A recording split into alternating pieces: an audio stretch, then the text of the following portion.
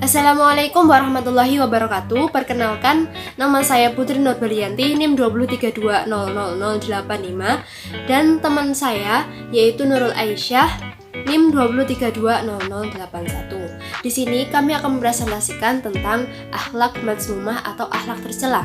Pengertian dari akhlak mazmumah atau akhlak tercela ialah sebuah akhlak yang menurut kacamata syariat Islam bukan merupakan cerminan dari akhlak Rasulullah. Akhlak tercela atau mazmumah ialah akhlak yang harus ditinggalkan, sebab akhlak ini merupakan pertentangan atau mungkin perselisihan dari akhlak mahmudah, yaitu akhlak yang terpuji. Akhlak mazmumah ini tercermin dari perilaku yang tidak baik, seperti hanya berbuat kecurangan, sombong atau takabur, berkata kasar, dan lain-lain yang membuat kezaliman di tengah masyarakat maupun keluarga. Dalil akhlak mazmumah atau akhlak tercela ini terdapat pada Quran Surat An-Nisa ayat 48, yang artinya sesungguhnya Allah tidak mengampuni dosa karena mempersekutukannya atau syirik, dan Dia mengampuni apa dalam kurung dosa yang selain syirik itu bagi siapa yang Dia kehendaki.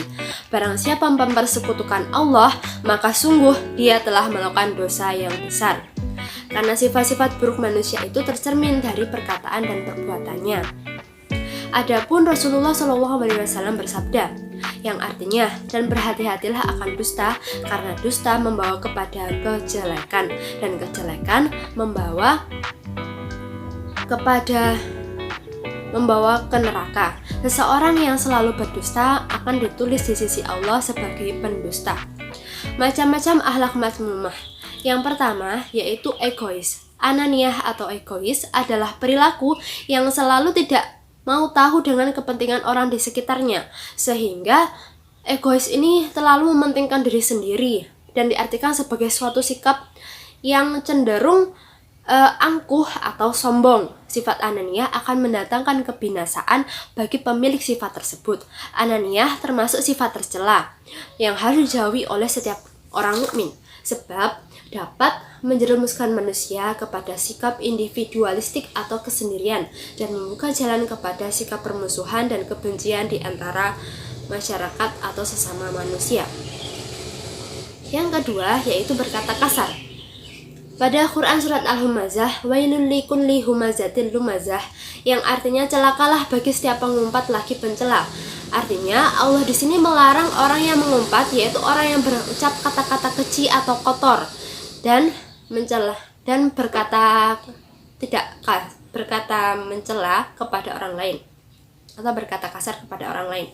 Karena muslim yang baik ialah muslim yang tidak mencela atau menghina orang lain dan belajar untuk bersabar dan berlebih baik diam ketika marah supaya tidak mengucapkan kata-kata kasar.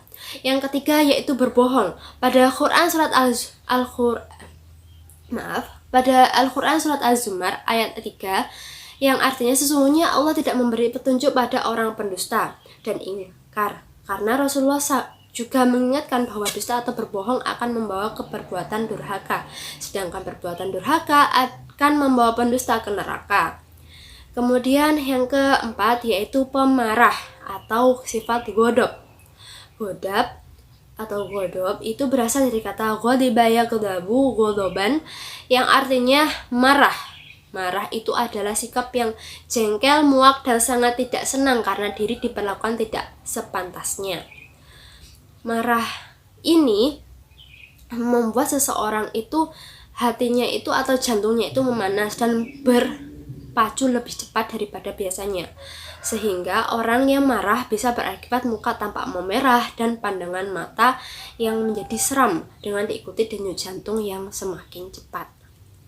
Baik, selanjutnya akan dijelaskan oleh rekan saya yaitu Nurul Aisyah. Baik, selanjutnya adalah sifat sombong. Sifat sombong itu berasal dari bahasa Arab disebut takabur, yang berarti angkuh.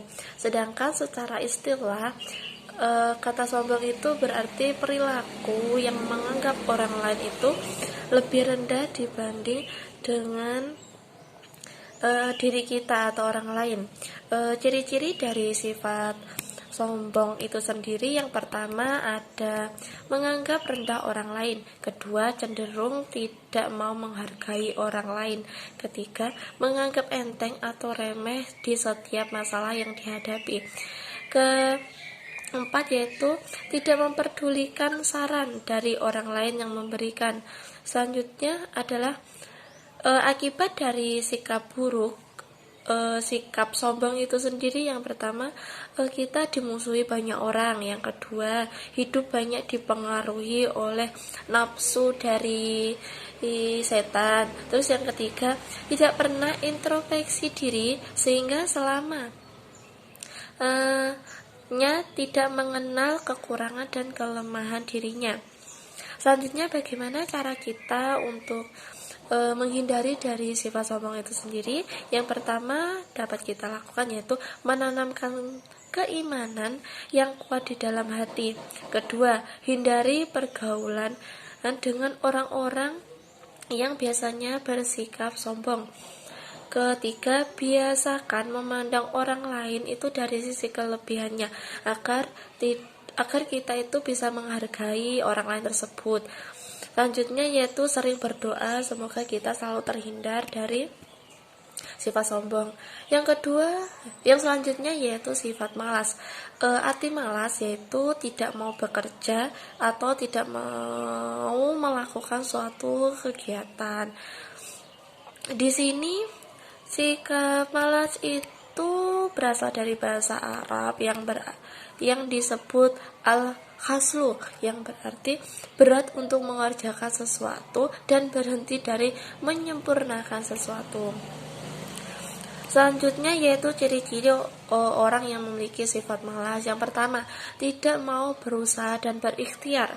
Kedua, tidak mempunyai keinginan atau cita-cita. Selanjutnya, tidak punya gairah dalam menjalani suatu kehidupan. Selanjutnya, selalu bergantung kepada orang lain.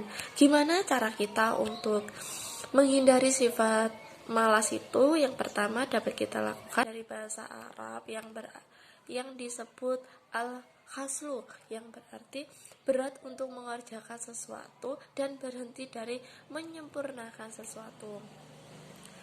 Selanjutnya yaitu ciri-ciri orang yang memiliki sifat malas. Yang pertama, tidak mau berusaha dan berikhtiar.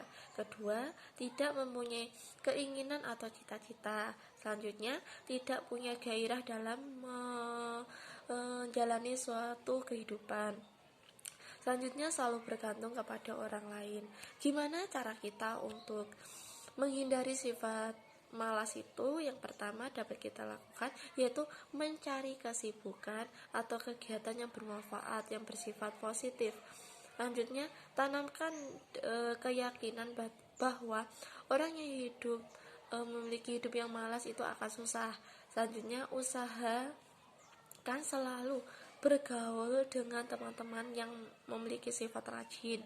Selanjutnya, sering berdoa agar kita terhindar dari sifat malas. Selanjutnya yaitu sifat iri dalam hati. Pengertian iri hati yaitu perasaan yang tidak senang apabila kita itu melihat orang lain merasakan kebahagiaan yang diberikan dari Allah. Berikut tanda-tanda orang yang memiliki sifat iri. Yang pertama yaitu suka meniru.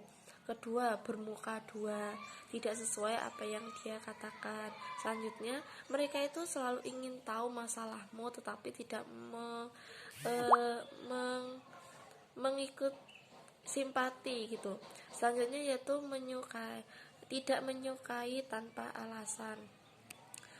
Di sini tips atau cara bagaimana kita itu bisa menghilangkan sifat iri. Yang pertama, kita selalu bersyukur. Kita itu selalu mensyukuri apa yang kita miliki, tidak usah menengok punya orang lain karena itu akan mendatangkan sifat iri. Selanjutnya, stop membandingkan hidupmu dengan orang lain karena soalnya hidup manusia itu kan berbeda-beda. Selanjutnya, berusaha ikut senang jika orang lain itu juga mendapatkan kebahagiaan. Selanjutnya yaitu sifat fasih. Sifat fasih itu berasal dari bahasa Arab Jadi dari kata fasakho yafsikho isfanu fausuhan yang artinya keluar atau menyimpang dari perintah Allah. Sedangkan secara istilah sifat fasik